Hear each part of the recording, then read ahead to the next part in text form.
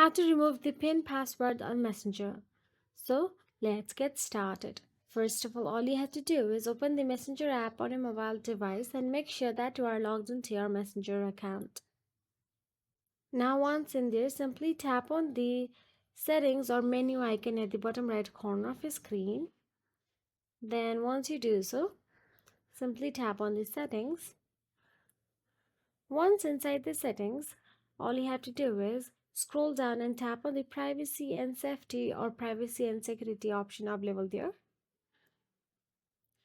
Once you tap on it, you'll get to see end-to-end encryption messages option available. Tap on it. Then tap on the message storage at the top. Then tap on the turn off message storage option available there and simply confirm the turn off. So that is it. You won't be asked for any PIN password on Messenger afterward.